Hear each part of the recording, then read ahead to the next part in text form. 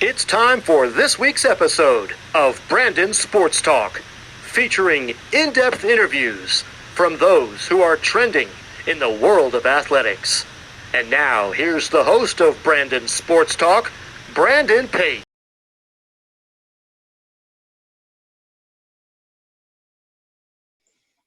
Welcome back to Brandon Sports Talk. In today's episode, I have the privilege to interview Rachel Jones, who owns the podcast Black and Gold Rush, a New Orleans Saints podcast. How are you doing today? I'm doing great, Brandon. Thank you for having me. That's wonderful. Can you talk about how you knew that you wanted to start a sports team podcast? Well, I've been a fan of the New Orleans Saints since I was about 6 years old. My dad started taking me to New Orleans Saints games when I was a young girl. I remember, the Saints were not very good in those days. That was long before Sean Payton and Drew Brees arrived. But we had a great time. It was some wonderful father-daughter bonding experiences. I would get my face painted in the black and gold fleur-de-lis. And we had a great time, even though they almost never won. My dad, and always insisted that we stayed till the end in the Superdome. I mean, the games were again almost never sold out, so it was a different era for the Saints, and so we had some wonderful memories, like I said. And so my it was funny, my sister and my mom really did not care like about sports, so it was good that my dad was able to have some sports focused memories with one daughter. I mean, obviously he had other great times with my sister, but anyway, I digress. So fast forward a little bit to when Sean Payton and Drew Brees arrived. Things just changed. I mean, uh, New Orleans obviously had just suffered from Hurricane Katrina, and the city was a shell of itself. And Drew Brees obviously was coming off of a devastating shoulder injury. And so I say all the time that Drew Brees and New Orleans found each other at the perfect time. It was a resurrection in a sense, for both sides. And the Saints have since become perennial competitors. And now with Drew Brees retiring, I knew that, I mean, I have a background, I should say, in sports journalism. I went to LSU, have a degree in journalism, and now I'm getting my master's in public relations from the University of Florida. And so I started my podcast. In January of 2021, we had a feeling that Drew Brees was going to retire at the end of this season, just to keep the hope alive in the Saints fan base, because we knew that this is a different era yet again. I mean, so I've followed the Saints when they were lovable losers, and then they transitioned to perennial competitors, and now this new era when we're going to see the first full blown quarterback battle in about 2 decades. So my mission really with this podcast is to keep the fan base informed, educated, and entertained, all about the Saints. We infuse a little New Orleans food as well. I just had Jamie Sire, the former ESPN anchor, on. She's now hosting Food Network's podcast, so we had an episode centered around food just this past Monday, April 5th. So we talk about, a little bit of everything. So I would say my three pillars, if you will, kind of coming up with this on the fly, are really to inform, inspire, and educate, I would say, but definitely sports, obviously, and the New Orleans Saints are my passions, I would say. How did you come up with the name Black and Gold Rush? Oh, that is a great question. When I was on this podcasting journey, one of my professors in grad school encouraged me to start this podcast. So I have to give credit to her always. But um, when I went full go with it, I took a couple of podcasting courses during my Christmas break, and I knew that it was going to be about the Saints. And I was tossing around some names, and I was tired of thinking of names. And one of my course instructors was said that you can always change the name later, and if you spend too much time on it, it's just gonna it's gonna get in the way of the creative process. So just pick one that has a nice ring to it, and people will know what it's about. Obviously black and gold, people who are listening, who are Saints fans are going to know that it's about the Saints. And obviously Rush, it has a football, obviously it's a football sports term, and it's got a nice energetic ring to it. I want people to be energized and feel hopeful and excited about the Saints when they listen. So I thought that it had a nice ring to it, a nice energetic ring to it. And I was also kind of tired of thinking of names. And I wanted to get started with the content creating portion. So Of course, whenever it comes to the content creating portion, can you talk about some of the content that you've come out with? oh, definitely. Well, yes, that is my favorite part is interviewing the guests that I bring on and sharing their stories. I mean, I just love to some of the guests that I've had on have been the former connections that I have built in the journalism industry, because I was a sports journalist in New Orleans for about 4 years, covering the Saints, Tulane, LSU, various other sports. I had 2 video shows 5 days a week on NOLA.com from 2013 to 2015, before the state of the journalism industry got the best of me and I was laid off. I tell you all about that in the podcast. I believe everything happens for a reason. But but yeah, I my mission, as far as, interviewing the guests and really getting them to tell their story, what inspires them, if they're journalists, what sparked their interest in that. Was it when they were young, or did that come later, and if they're former players. In episode 2, I had Delvin Breaux on. He was a former Saints player, who came out with his autobiography this just recently. So he dove into his inspiring story. I mean, he broke his neck in high school and made it to the NFL, playing for Sean Payton and the Saints. So he had an incredible story. So I was able to, so if they're, depending on where they are in their journey, I like to be, just kind of the river tour guide, so to speak, and guide the conversation. And obviously I have questions obviously laid out, but I love to hear from my guests and let them really just bring their insight to the table. And I'm looking forward. I started this in late January, after the Saints season had unfortunately come to an end. But so just knowing that the Saints fan base would need a shot of hope, so to speak, knowing that Drew Brees' retirement was imminent. So I just look forward to continuing to make new connections and also rebuild some of my more of my former connections with colleagues in sports media that I had during my former career, that I loved and I always will think fondly upon. But I live here in Lake Charles, Louisiana now, and with my husband. We've been married almost 3 years, and I'm in grad school, and life's pretty good podcasting. Who are some of the people that you have interviewed recently? Yeah, so I mentioned that on episode 15, just came out April 5th.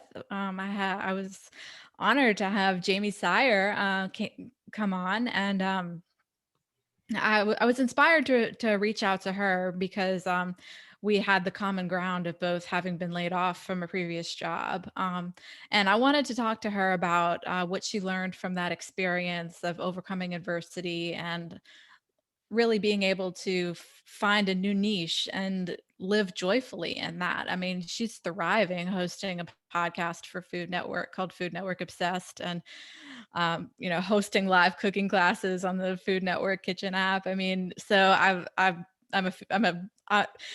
in addition to sports, I love cooking, and obviously being from New Orleans, we have many an awesome restaurant, and so I can't wait for Jazz Fest hopefully this fall to get back out there and enjoy some of our great festivals. But yeah, so we talked all about her journey to finding her new niche and lessons that she has. She says that she had an incredible quote that if you haven't been fired or let go at some point in your life, then it's hard to truly appreciate the joy that comes after that.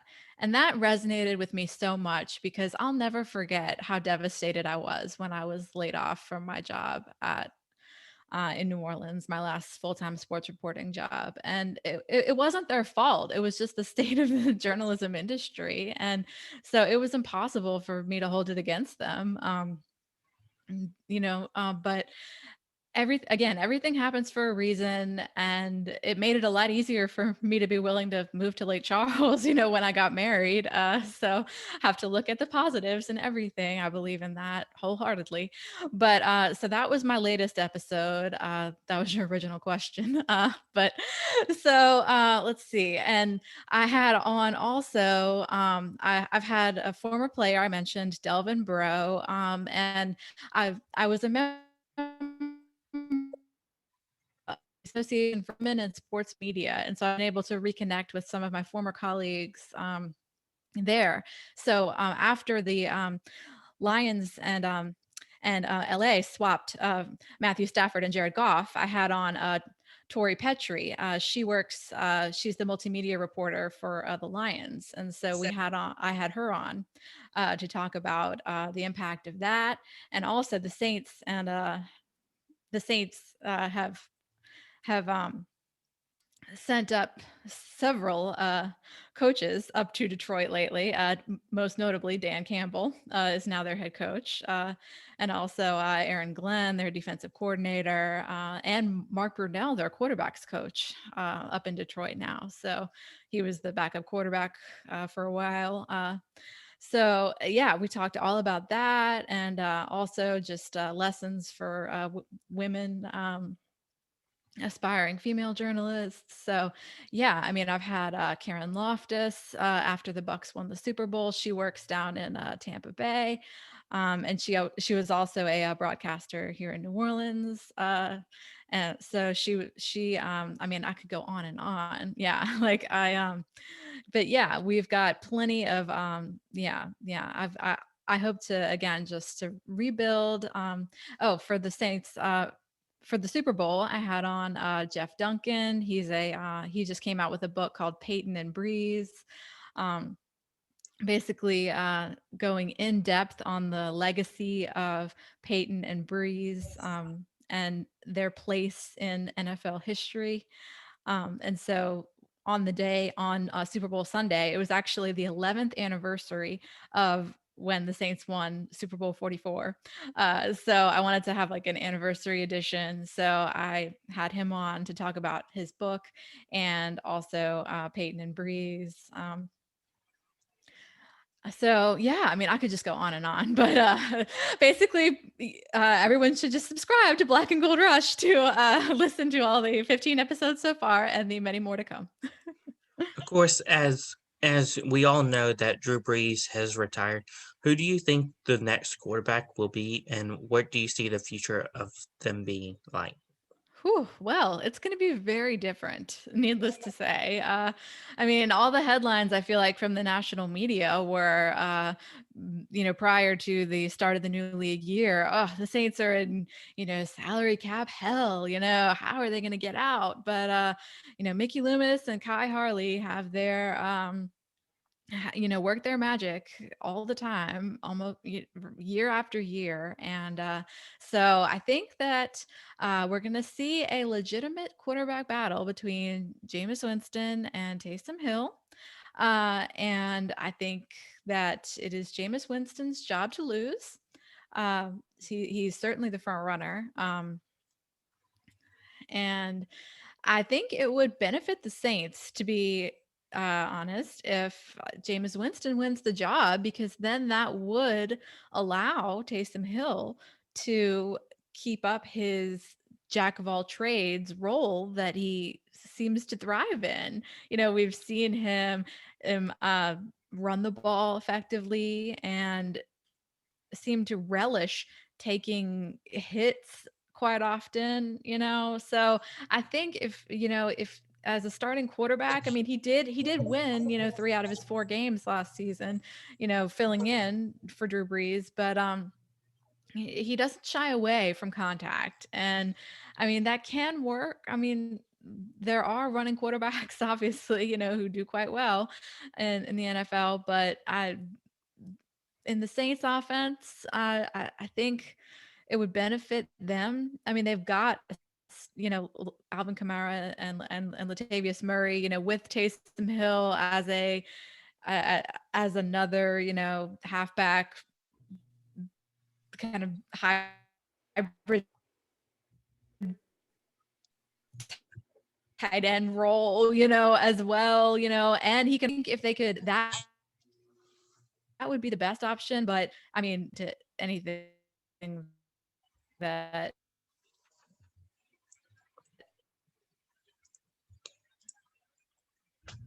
Hypothetically, of course, any kind of dangerous situation.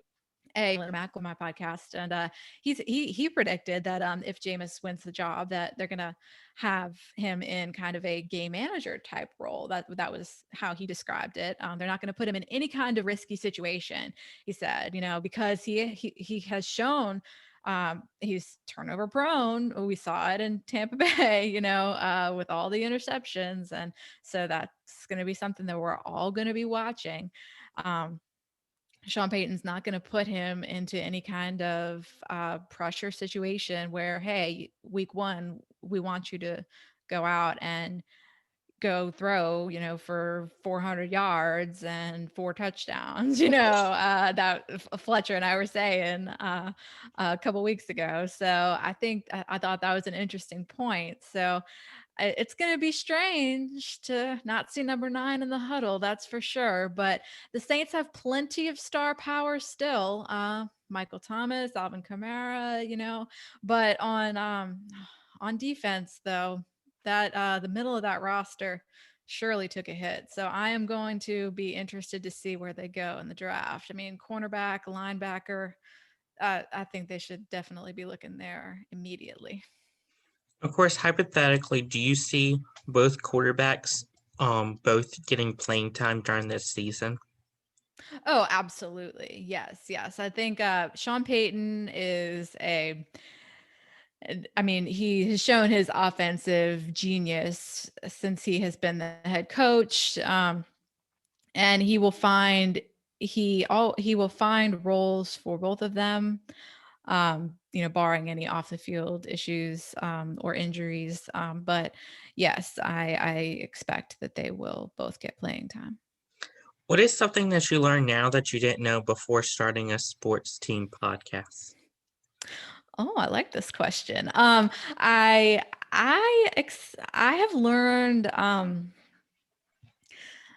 definitely. I mean, I thought, being a former journalist, I mean, I still am a journalist, I guess, now just in a different sort of capacity. I just really enjoy the podcasting medium because you can get so much more in depth, with your guests, like when I was a journalist in New Orleans, working at the Times, doing the video shows, like I would get nervous if an interview ever went like over a certain amount of time, like 8 or 10 minutes. But, podcasting, like you want to go deeper. And I just love that because, people are listening to you when they're folding clothes or washing dishes or on a run. And it's just great because you have the opportunity to talk to your guests about not just, in my case, the New Orleans Saints and the draft coming up and the team needs. And we talk about,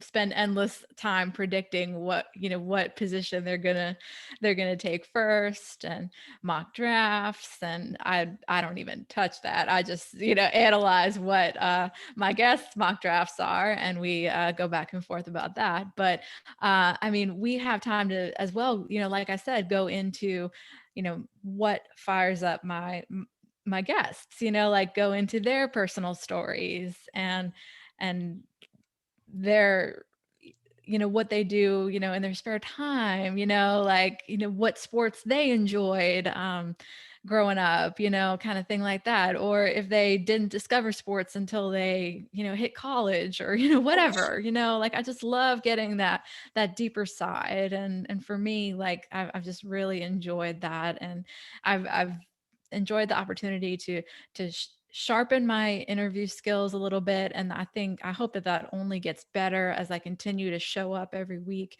And also the opportunity to be guests on other podcasts, because the I promote my podcast, for the most part on, Twitter and Instagram for the moment. But I realized that, the more that we can be guests on other podcasts, that is how we gain listeners. And so I hope that I can continue to, be guests on other podcasts like yours. Our mutual friend that we talked about before we hit record, Lindsay, all, and support each other's great work, so that's something that I've learned as well. What are some of your future plans with the Black and Gold Rush? Oh, future plans? Well, just continue to show up every week. I'm right now, my independent publishing schedule is, just publishing on Mondays. We'll see if during the, once the season starts, if that might increase to, maybe twice a week. I've thought about that, maybe doing like a, game recap and a game preview. But yeah, just to, for now, continuing to show up, for my listeners every week. That's the goal, because, in order to improve our products, we have to have something to improve upon. Of course, with your podcast, The Black and Gold Rush, and it's based out of New Orleans Saints, and you're in New Orleans, have you thought about going to the Saints Stadium and like filming a video or so, or an episode there? Well, currently, I live here in Lake Charles, Louisiana, but my family is all in New Orleans, and we are Saints season ticket holders. My dad and we became Saints season ticket holders in 2010, and so we are there. Almost. I'm there almost every Sunday. Every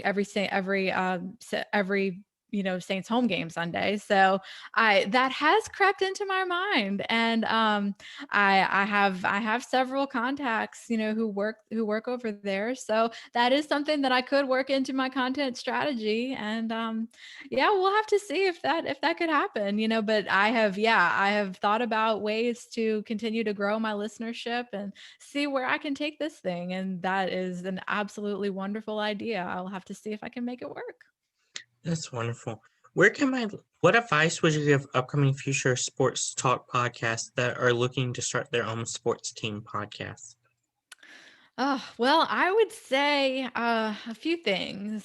First, figure out, do a little research, see what's out there, like as far as like if you're looking to start a podcast on a certain team, see what your competitors, what are doing already, and so that you can find a way to kind of differentiate yourself a little bit, because if you're saying, I mean, obviously, people are going to be talking about similar things, but you have to have your own take on it, that's the important thing. Figure out a way to differentiate yourself among the masses, from the masses.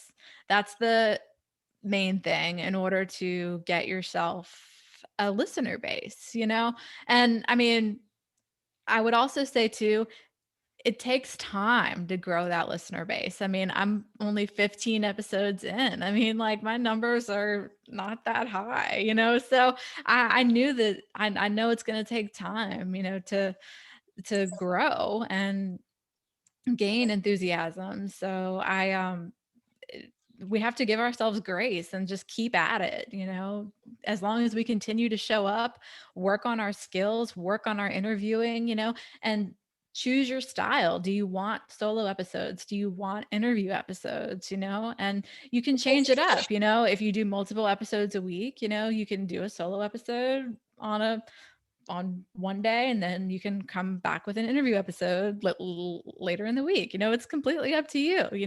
Choose your style, make it your own, and figure out a way to differentiate yourself, and also just remember that it takes time. There are hundreds of thousands, if not millions of podcasts out there, to listen to. So there are, right. I mean, in order for people to find you, you have to have a plan, to differentiate yourself, because if not, you're just going to get lost in the noise. And I mean, we'll see. But, as long as you continue to show up, that's what I would say, don't give up on it, because podcasting can be powerful if you do it right and commit to it. That's wonderful advice. Where can my listeners find your podcast, Black and Gold Rush, on social media and podcast platforms? Absolutely. Well, pretty much any platform, Apple Podcasts, Spotify, Google Podcasts, Stitcher, iHeartRadio, I think I've got the big ones. So you can listen, follow, subscribe, leave a rating. I would love, love, love that. And you can also follow me on Twitter and Instagram at RachelW504. I love to hear from anyone and everyone who listens to the podcast, hear feedback, suggestions, and I also have my episodes are all on my website that that's kind of where this journey all started with my grad school project that was a personal website. It's rachelwjones.me. And I have a podcast page where all my episodes are listed as well. Thank you again, Rachel Jones, for your interview, and best of luck with the Black and Gold Rush podcast. Thank you so much, Brandon. It was great to be with you, and good luck to you as well. Thank you. You can find Brandon Sports Talk on Facebook at Brandon Sports Talk, Instagram at Brandon Sports Talk, Twitter at Talk_Brandon, and you can find me on YouTube at Brandon Sports Talk. Don't forget to like, comment, and subscribe. Thank you again, Rachel, for your interview. Best of luck. Thank you. You've been watching Brandon Sports Talk. Please feel free to like, share, and subscribe to Brandon Sports Talk on social media and on YouTube.